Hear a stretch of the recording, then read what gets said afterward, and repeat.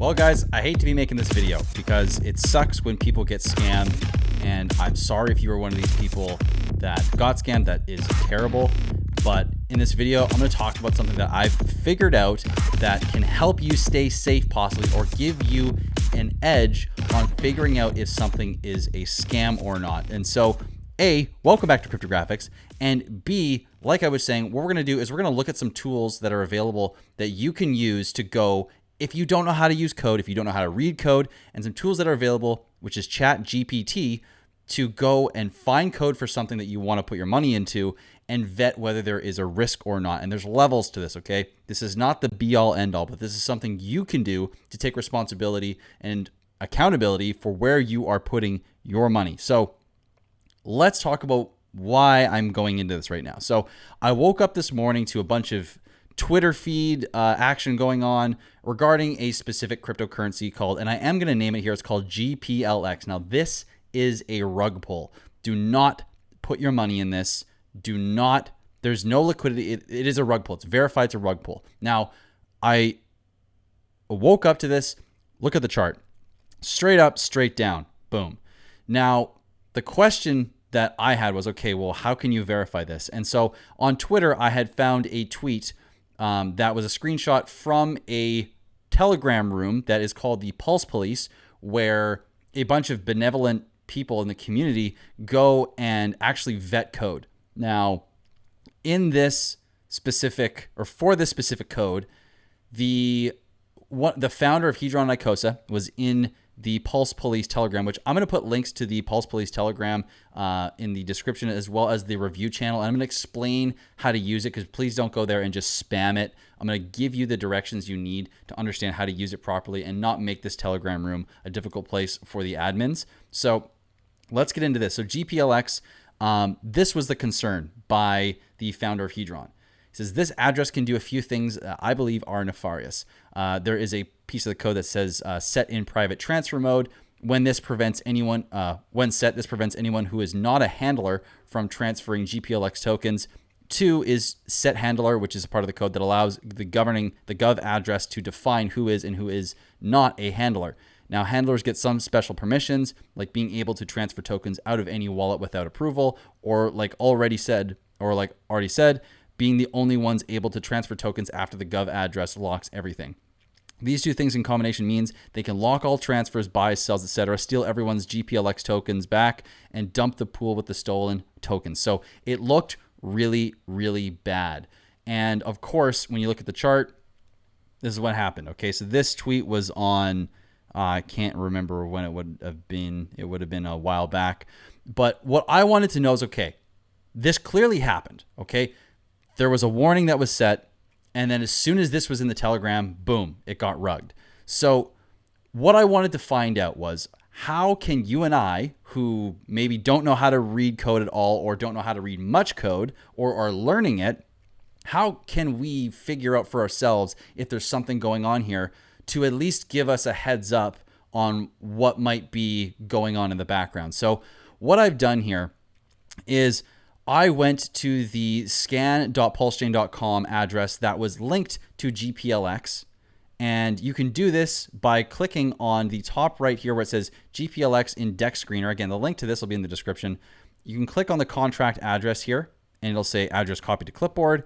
And then you can go to scan.pulsechain.com, and you can paste that address here into the scan bar, and it's going to bring you to the address that you want to look at. Now, for this case, it's GPLX. And again, this is a scam. Do not put money in it. Don't engage with it. I'm showing you this for educational purposes only, okay?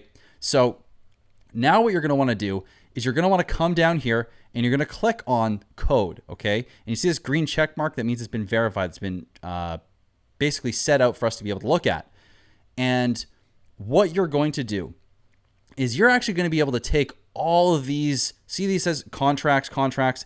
These are all pieces of the overall code that makes this token run in all its parameters. And so what we can do is we can actually click on each of these, and you're going to need to do this for each of these. Click on copy source code. Then you're going to go to ChatGPT. You're going to log in. And what you're actually going to do is you can paste the contract address in for any given token that you want. And what I've done here is I've gone through this code and I've pasted it in and asked it questions each time on, is there anything in this code that allows the contract owner to act maliciously? And because there are 1, 2, 3, 4, 5, 6, 7, 8, 9, 10, 11, 11 pieces to this code, I went through this and pasted in as much of this as I could to get to the point where Alex had been talking about in here. And what's crazy is by the time I got to the Mintable base token part of the contract, this is what I got. So it showed me some pieces where there's 5 points mainly that the Mintable base token part of the contract could go over, which is access control, minter management, minting and burning, inherited functionality, and dependency contracts. And so again, this wasn't really telling me a whole lot. So I asked the question, can the owner act maliciously? And this is what it said. Yes, the owner of the Mintable base token contract can potentially act maliciously and abuse their privileges in the following ways.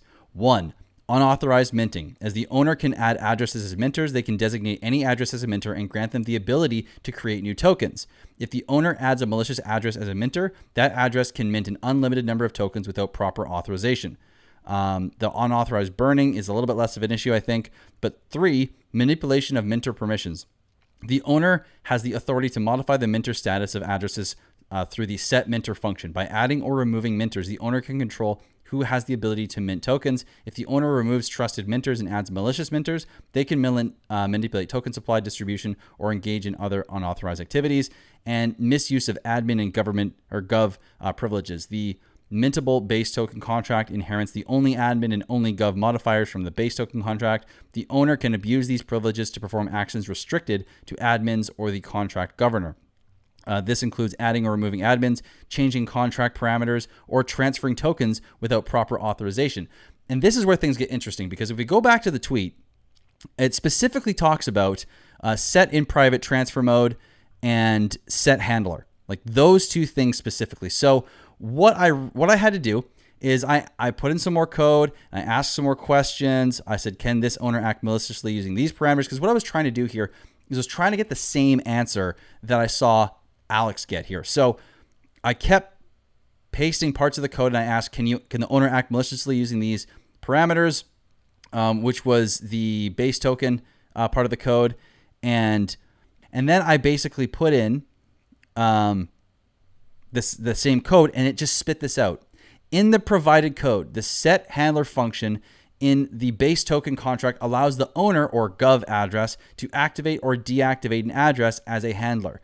The isHandler mapping is used to keep track of which addresses are designated as handlers. And remember, handlers are the ones that can have special permissions when the set in private mode is set, or if the gov address activates or deactivates it. So handlers, once activated, have the ability to transfer tokens from one address to another. This means that handlers can move tokens from other wallets to their own wallet or any specified recipient. They can execute token transfers on behalf of other accounts as long as they have necessary token balance to cover the transfer. Therefore, if an address is designated as a handler through the set handler function, it can potentially be used maliciously to transfer tokens from other wallets to its own wallet or any designated recipient. It's important to ensure that only trusted addresses are granted handler privileges to prevent unauthorized transfers and potential misuse of funds. This is exactly what the developer of Hedron and Icosa has been saying. And so this is so powerful to realize that you and I can use ChatGPT. And again, we have to ask the right questions. This is not bulletproof. This isn't the be all end all. It's not replacing being a dev. This isn't replacing being being able to read code. But what this does is this gives you and I a head start on being able to ask the right questions. And when we have certain things that we can understand a little bit and asking the right questions, we can find out the exact same thing that devs are seeing. And obviously it takes a lot more work to do it this way because you have to ask the right questions and it's easier to miss it. But if done right, you can take control over your funds and not potentially get scammed, or at least have a heads up that there's something going on here in the code that is potentially malicious. And again, I don't recommend that everyone go and try and do this and think that as soon as you can go in here and put some code in and get an answer that it's the be all end all. But what I am saying is for the users who are confident enough to go in and ask the right questions to get a head start and understand that they can figure out some of the code using ChatGPT as a resource, this is a powerful tool as a starting point to prevent yourself from acting too quickly and ending up in something that looks a little bit like this and losing all of your money. So I hope you learned something from this video. I'm super excited that ChatGPT has a way for us to utilize it in terms of crypto and to stay safe and to actually, give ourselves a little bit of a leg up on scammers and not lose our funds. So I'm super stoked on this. I hope you guys find it as well. And if you love this video, if you enjoyed it, please smash that like button, go ahead and subscribe, and drop me a comment with what you think about using ChatGPT. And if you've done this before, if you've heard about this before, or anything like that at all, I'd love to hear from you. So again, all links to all my stuff, bookings, the book, all that stuff is all in the description. I also have an audiobook that's now for sale for the book, and I will put that in the description as well. But that's it, guys. Please be safe out there. Don't just throw your money at things just because it's got a Telegram group or it's got a white paper or all these things. Take your time. Only put your money where you can verify it's safe, and that is on you. Unfortunately, it's on me as well.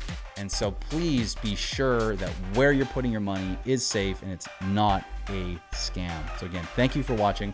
I hope you have a great day, and I'll talk to you in the next video very soon. Peace.